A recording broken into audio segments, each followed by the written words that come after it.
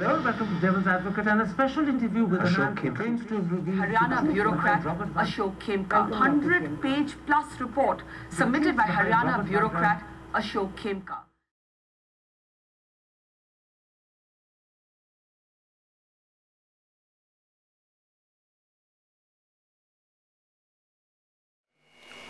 Good evening, everybody.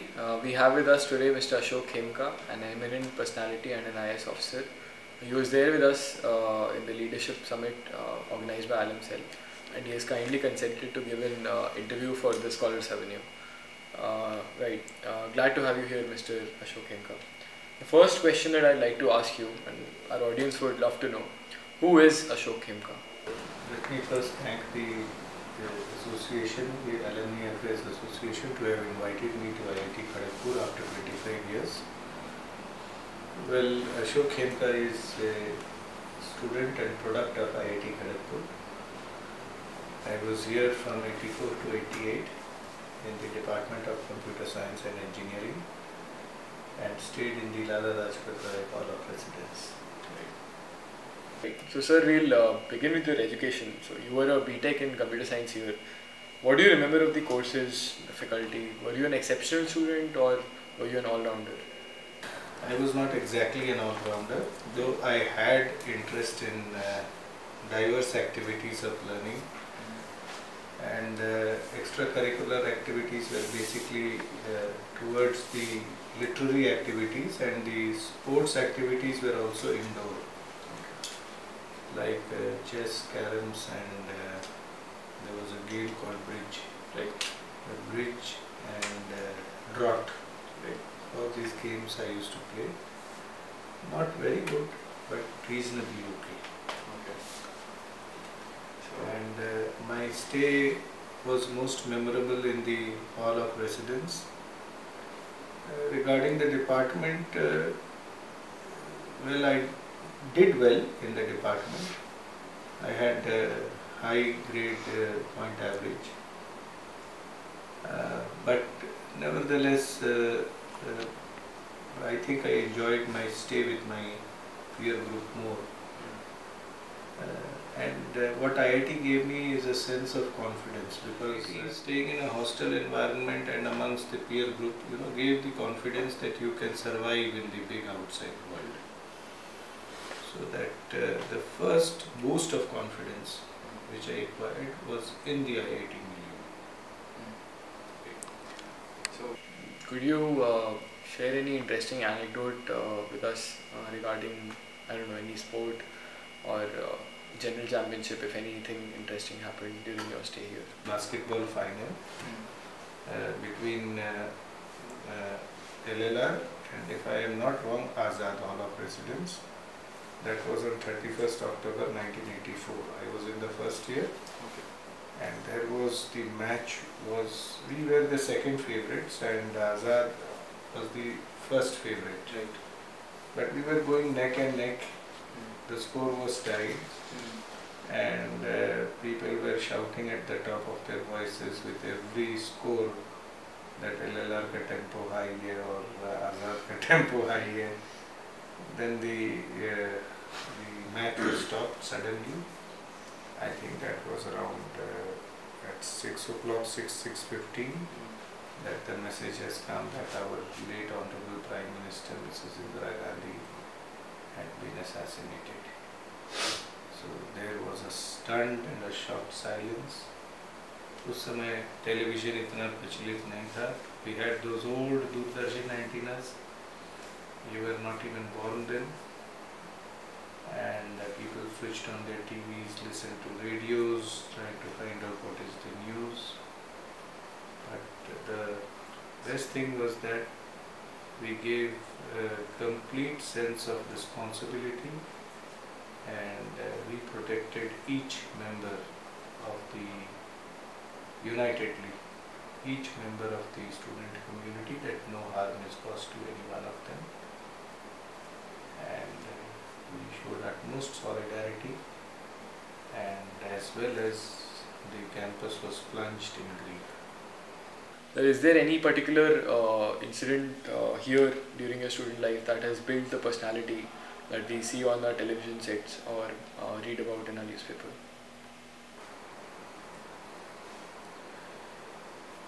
Not any particular incident as such, but a continuous stream of character molding. So there used to be a lot of debate that what is the goal and purpose of life. So I think most of them were bent on going abroad. The top 60 did go abroad of my batch to do their masters or PhD. But some of us were there here, we said no, we are going to work here itself, give a shot here. So the first time, the lure of money, I think, must have had some hand that I decided to join the industry. I got a very good salary in those times. A fresh BTech, I think I enjoyed the highest salary. I was employed at 5,500 a month. And which industry was this? ITC. I went as a systems analyst in the International Systems Division. They were actually preparing a software for the design of European VAT. So that experience taught me one thing, that industry in the Indian context, especially IT, was not suited to test the knowledge imparted in the IIT environment. क्योंकि वहाँ पर आपको commercial VAT की जानकारी होनी चाहिए थी. You must have the domain knowledge, and then anybody could have coded it. It was in COBOL and I think Visual Basic for the front screen, etc. So my boss was a BCom. Boss of the systems analyst who was actually coding the program and guiding it. Okay. The first time I learned that this kind of a job, and plus the environment was kind of a smoking environment. It didn't suit me health-wise also. Then I shifted to the TFR Mumbai to do research. Right. So, so was it during your PhD program itself that you started doing, that you began considering IAS as an option? So, what was the first incident? What or who caused that stirring inside you to give the difficult IAS exam? Well, I had a cousin who was 77 batch in the Indian Revenue Service, and he was a motivator. I needed security and a job. So I was not sure whether I would get a job in the academic world. So it was a choice at that time to move from uncertainty to certainty. It wasn't motivated by bettering the nation or... No, I don't think so. I don't think so. That was, to be very honest and truthful, it was only a choice which was made. Right. Because I was 25 by that time, to go and find a job. If I was assured of a job in the academic community, I wouldn't have taken up this career. Sir, where was your first posting and how was the experience like?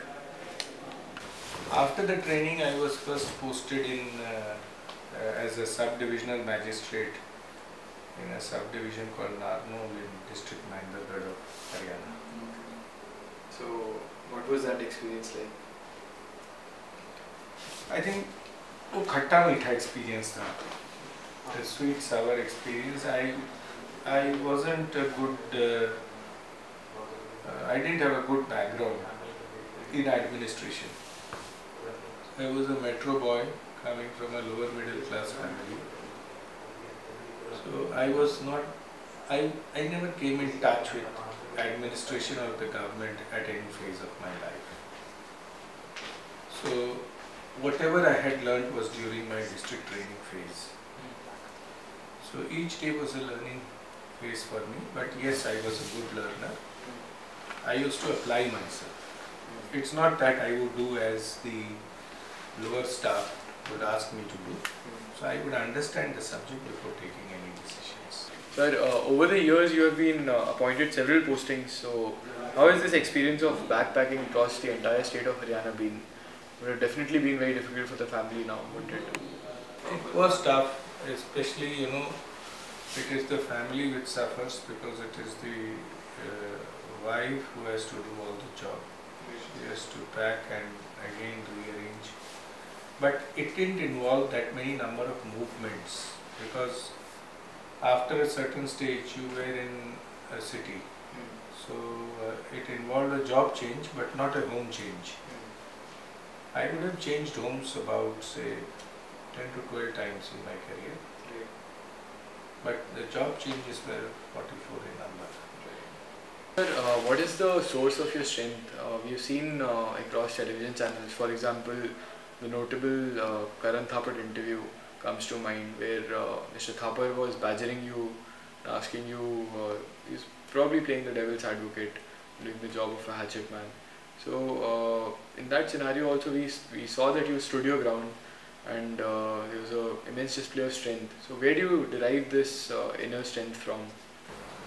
No, let's not talk about Karan Thapar. He had done a hatchet's job. We'll talk it out after the show is over. So, but anyway, he decided to play a hatchet's job. I had to bear him, but that was not a very fair thing to do. But even during a show, which I think was very unfairly targeted, it is like telling that the various agencies in the government will not do their jobs. It is the complainant or the accuser or the person. I was tasked to do a certain thing. I was tasked to say, see, there was a committee constituted by the government which had access to files. So they gave two findings, that the license of that company, Skylight Hospitality, was correct. Right. And the second, they said my cancelling the land deal was wrong.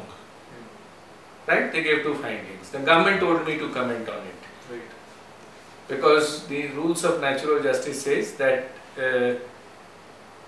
if you are indicted, you must be given an opportunity to explain before you are put to a disciplinary action. Now, I wanted the records. How can I comment without the records? Right. So the government said that, look, you will not be given access to records, you still comment. So it was like telling that you run a 100 meters dash with both your legs tied. So you have to hop and run. Okay, so they tied both my legs, so I decided I'll hop. At least I'll complete the race. Deri se pahunchu, lekin I'll complete the race. So I gave my comments, right? Now, in that comment, Mr. Thapar is asking me to prove it. It is not possible. Yeah. Now, if there are certain allegations, one allegation is very clear, 7.5 crores in one soup becomes 58 crores because some state permissions were given, right? So, whether this is the business model being advocated for the country to get rich quickly, right? And how that 7.5 became 58, that was one transaction. I tried to explain that publicly. He's asking me to prove. Now to prove, I need to access so many things of that gentleman. Right. And how can I do that without having the legal authority to do so? Now, it is for the government or competent authority to say whether my allegations are right or wrong. Right? So they can say that something alleged in my comments is right or wrong. They could have come up with a kind of a white paper that this is what Mr. Khemka alleges, this is documentedly wrong, or this is documentedly right. Everything is on document, nothing is oral. So if you have paid the payment of 7.5 crores for the land, then that should be on there should be a check which is encashed in the bank. So you should tell it from your account that there is a check which is paid 7.5 crores. So if it is right, then they should haul me up. If it is wrong, they should say yes, his allegation is wrong, so we'll take action. Right? So one more question. You were talking about courage without knowing the ecosystem, and the difference between knowing the ecosystem and not knowing the ecosystem previously in the leadership seminar. Could you elaborate on the advantage of having courage when you know the ecosystem? No, see, don't be a fool when you take action. Don't be a fool. Bravery counts only once you know the rules of the game, when you know the system. You go and take a blind shot in a cricket match trying to hit a six while you are not reading the ball. You are just swiping the bat thinking that there will be a contact and the ball will fly off, then you are a fool.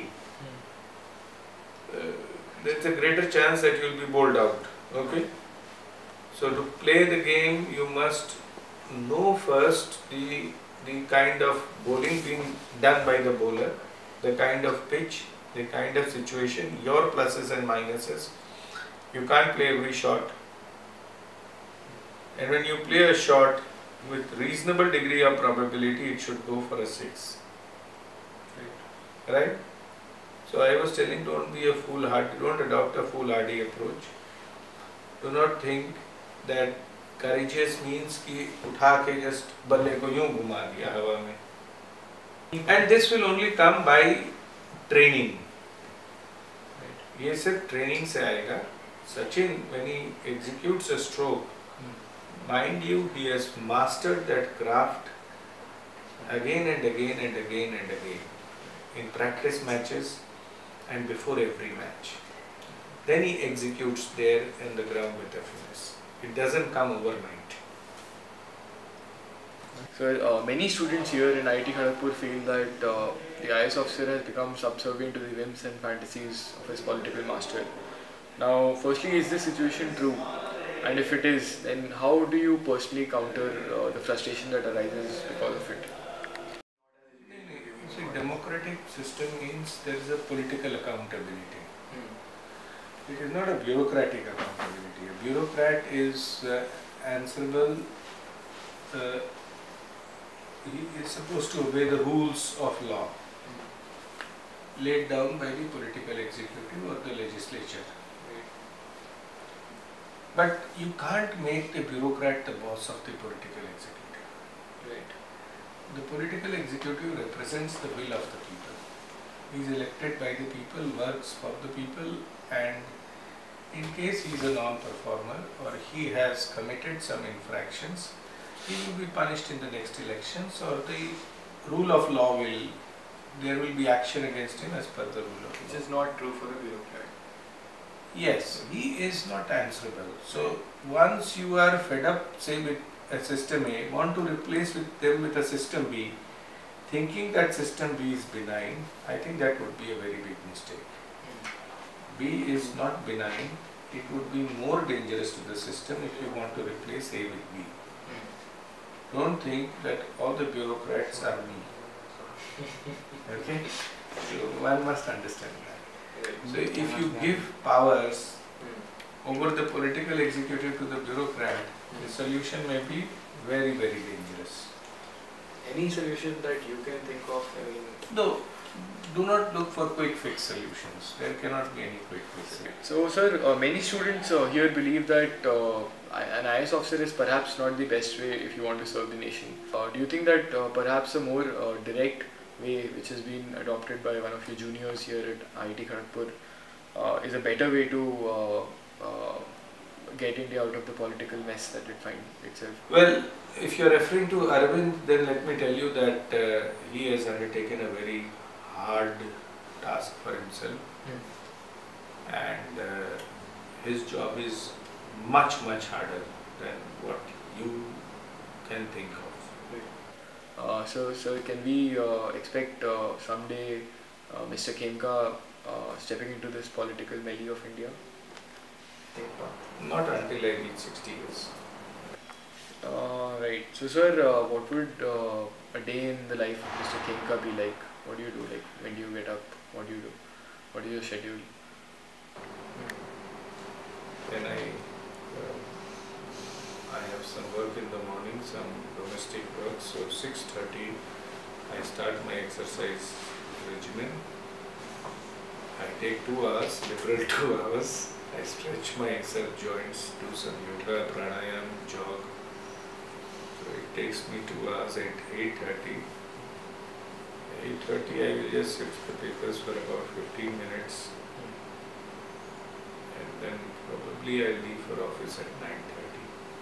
Right, 9:30 to 5 I'll be there in my office. In archaeology, correct? In archives. In archives, Archives, virtually without work. At 5, again I have some domestic work to do, say doing all the errands, so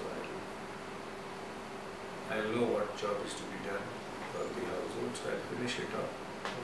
Then at 6 o'clock, agar mood hua to again I'll go to a lake or to the park with my wife. But then from 8 o'clock, after watching 10 minutes of electronic channels, 10 to 10 I will read the papers